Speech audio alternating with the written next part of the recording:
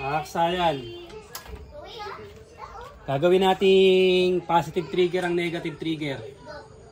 Yamaha. Kadalasan to kasayan sa sa Yamaha, Suzuki, sa Kawasaki. Mga kadalasan na negative trigger. Ang Honda positive trigger. Ito siya. Tutukan mo itong busina natin. Dito lang tayo pupunta sa busina. Tapos lalagay lang natin to sa body ground o negative ng battery. Hugutin natin yung dalawang terminal. Sa kasayan yung dalawang terminal, hugutin natin para malaman natin siya kung positive trigger o negative trigger. Dapat wala siyang iilaw. Kasi pag may umilaw sa kanya, ibig sabihin negative trigger. Pag walang umilaw, positive trigger. Yan siya kasayan, may umilaw. Ibig sabihin negative trigger to. Gagawin natin dito, gagawin natin positive trigger at maglalagay tayo ng horn with passing light. Ito siya simple lang. Pupunta lang tayo dito sa busina. Pagpunta natin sa busina, may mga busina, nakita nyo kagad yung kulay ng busina. Dito, makikita nyo kagad dito yung kulay ng busina, masisilip nyo. Ito kasi nakatago siya hindi siya makita. Ngayon, ang kulay nito ay pink, tsaka pink saka black. Ito siya tingnan nyo, ito black, tsaka kulay pink. Ito siya, niready ko na to para mabilis lang tayo sa tutorial natin Tapos, para makasigurado kayo, ang kanyang trigger ay negative. Ilalagay natin sa continuity. Ayan siya Tapos, tusukin lang natin yung black tsaka yung pink. Siya yung black. Kahit magkabaligtaran yan, tsaka yung pink. Kahit nakapatay yung yan, susi niyan, pwede. Walang problema. Pag pinindot natin, dapat tutunog siya. Ayan siya kasayan, tumunog siya. Ibig sabihin, meron silang continuity. Tapos, ang nagbibigay sa kanila ng supply, ito. Tutukan mo Ang nagbibigay ng supply, etong negative. Etong negative na to na nagbibigay ng supply, ito, yung kulay black Ito siya, puputulin natin yan. Pagkaputol natin yan, ilalagay natin yung nagsusupply sa kanya, ilalagay natin sa positive o accessory wire. Ito mga pwede nyo kuhanan pwede rito. Ito. Sa may brake light switch, ayun, kulay brown. Tutok mo sa brown, ayun. Yan, kulay brown Tapos, ito sa may susian, kulay brown. Pwede dyan pwede nyo ilagay dito. Pwede rin dito sa pagtatanggalan natin ng sa pagtatanggalan natin ng busina. Ito siya Ito yung positive. Ilalagay ko muna to sa positive para mas madali Pero pwede nyo ilagay dito. Tignan nyo Itong pinutol na wire na to, yung trigger, yung para pag na-trigger siya, magiging positive trigger na ilalagay natin sa accessory wire. Ito siya accessory wire pwede sa taas, pwede rito, pwede sa brake light switch, at pwede rin dito sa busina sa pinagputulan. Ngayon ito, puputulin natin to. Yan. Ito yung accessory wire Pagputol natin ito, duduktungan lang natin ng wire. Siya, puputulin natin Magduduktong tayo ng wire. Ito yung positive accessory wire, kulay kulay brown. Ganito gagawin natin. Na-positive trigger na natin, nakapaglagay pa tayo ng passing light. Yan, tapos dito natin siya ilalagay Pwede yung ilagay sa solid black. Solid black kaya lang syempre magbubukas pa tayo rito. Dito kukuha tayo ng black. Ito sa may headlight. Para hindi na mas madali, ito body ground. Gamit lang tayo ng I-terminal para solido yung ground natin. Ito siya pansinin nyo itong positive yung positive ilalagay natin sa negative.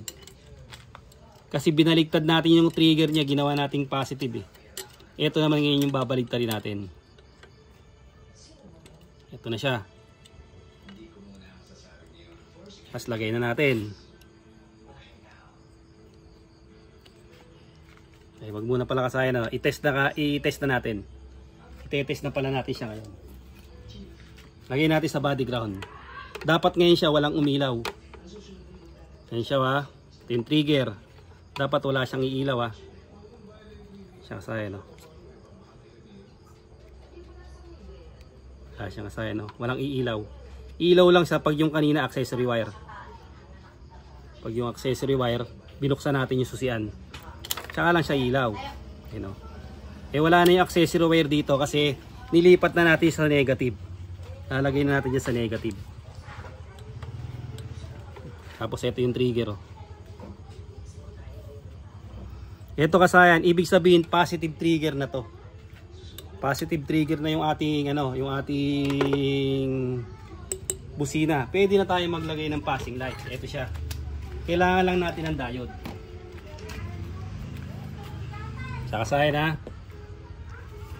Dahil positive trigger na, hindi na natin kailangan mag-ano pa ng relay. Ito ha. Ito yung, tingnan nyo lang yung guwit na gray. Ayan siya. Ayan yung pang-block natin. Lalagay natin sa high beam o sa low beam. Depende sa inyo. Hindi natin siya ilalagay ha. Sa high beam. Tapos ilalagay natin sa trigger. Sa kulay pink, pwede rito sa taas ilagay. Kung saan malapit, pwede rito sa kulay pink ha, pwede rin dito sa busina. Kung saan malapit yung kulay pink, kasi yung kulay pink na yan, naka-positive na yan, nilagay, ginawa na nating positive yan. Kipit lang natin kasi sample lang naman eh.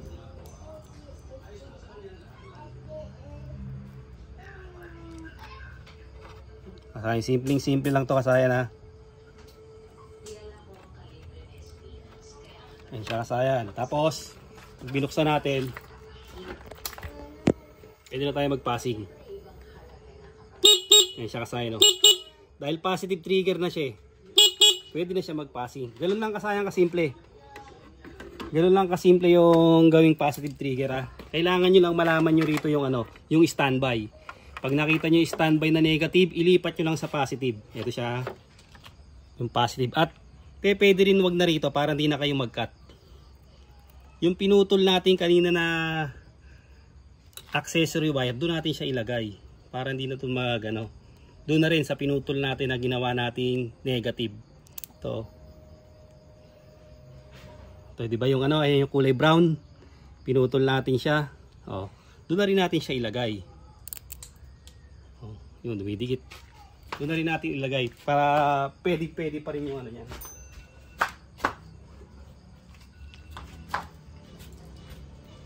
Pag dumikit, ito ang fuse. Nakasaya na pag iwasan nyo yung dumikit kasi pumuputok yung fuse. Kaya tayo kailangan meron tayo laging reserbang fuse. Dahil nadikit siya eh. Dahil nakaano tayo eh. Ayan siya. Lilipat natin yung Lilipat natin yung accessory wire. Pero magpapasing pa rin, magana pa rin siya. Ayun o.